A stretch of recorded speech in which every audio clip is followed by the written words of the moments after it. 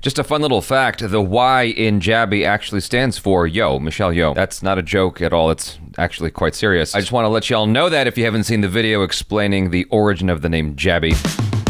Welcome, folks. I am Jabby Kaway, joined by ACHARA KIRK. What's up? And we're going to take a look at the new teaser trailer to The Witcher Blood Origin. I don't see any complaints about Michelle Yeoh at all. That's a good thing, unlike Liam Hemsworth and all that backlash. I don't think that's going to change direction. I think Liam Hemsworth is the new dude, but I understand everyone freaking out, but thankfully no one's freaking out in a bad way over this. Well, yeah, because this is like, I mean, it's The Witcher, but it has nothing to do with Geralt of Rivia, really, because this is like a whole different story. So we can buy that, right? Plus, it's Michelle Yeoh. Right. She's our queen. She's everybody's queen. If you guys haven't already, hit that subscribe button, bell icon, all notifications, and pretty please vote this up. Let YouTube know you're enjoying what you're watching. Here we go.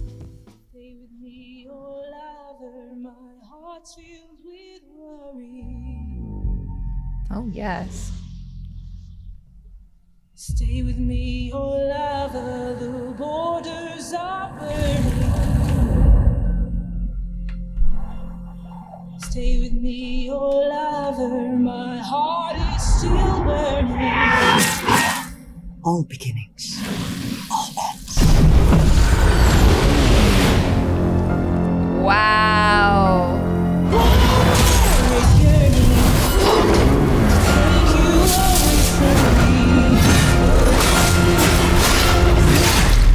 The rumble of war sweeps down through the valley.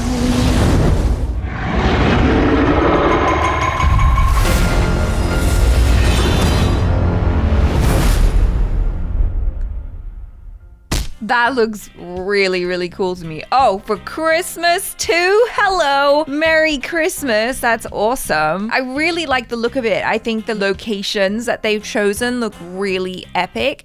In some way, I'm like, does it look even more epic than the Witcher series? Or is it just that I'm looking at this with fresh eyes right now and the colors are really beautiful? Like, it seems really vibrant. All of the greens, Michelle Yeoh's blue eyes. She looks so cool. It's definitely a different location from The Witcher, because The Witcher, as I recall, was in like forests and castles and stuff like that, whereas this is more by a beach. It's more islandy, I guess. It definitely has more vibrant colors, like you were commenting on with the greens and whatnot. It just feels brighter in general. Yeah. I think the color palette across the board just feels more vibrant, kind of like, I guess, the Rings of Power. That's terrifying that you just said. I'm just talking about the look of it. I'm not talking about the quality of the show at all, just the look of it. I mean, Rings of Power is quite a vibrant show to watch. True. So irrespective of your feelings about the story, it's a bright colored show. The Witcher is more closer to, but not exactly, Game of Thrones. Yeah. In terms of it being just a more darker, I dare say muted color palette compared to this. Yeah, absolutely. I really like the way Michelle Yeoh is handling herself as this character. I like the fierceness in her eyes, and I'm just excited to see her in more stuff. I feel like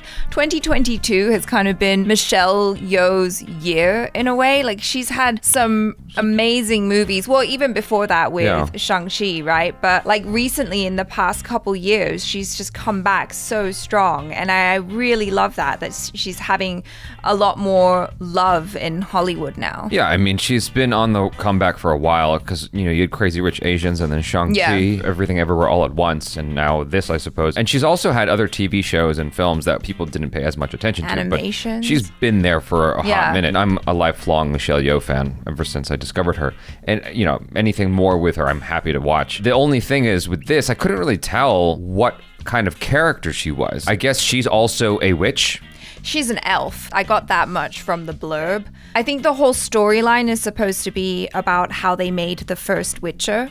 Okay. So she's an elf. And Gotcha. I guess it's elven magic. All I was trying to say with regards to her character, I couldn't tell which way she swayed, if she was more good or more bad, or just like an anti-hero kind of person, because she had such a stoic quality to her. Yeah, and I think for a teaser, it's definitely got me excited to know more. Now I just want to see the trailer, just so I can know, you know, just a little bit more of story. I've enjoyed all of the Witcher series to date. I know that you're kind of like, there was some aspects of it that you like and some aspects of it that you're like, it's not really for you. I've enjoyed the lore, I've enjoyed the world and the storytelling so far. So to have more Witcher is really exciting to me because even the animation was super fun. I didn't watch that. No. Yeah, you watched that without me. Yeah, I did. But it was really fun. Like, I like the characters and just having more cool characters that we can enjoy. I'm like, that's nice. A nice little 4-part Christmassy, well, it's not Christmassy, but you know, something to watch over the holidays. It's pretty cool. It's being released in time for that vacation period. Yeah, exactly. You know? It's interesting to me that it's only 4 parts. I wonder like if that is going to somehow be expanded further or if this is like a one and done sort of deal, because if it's insanely popular and people are clamoring for more, I don't see why they wouldn't either A, revisit this character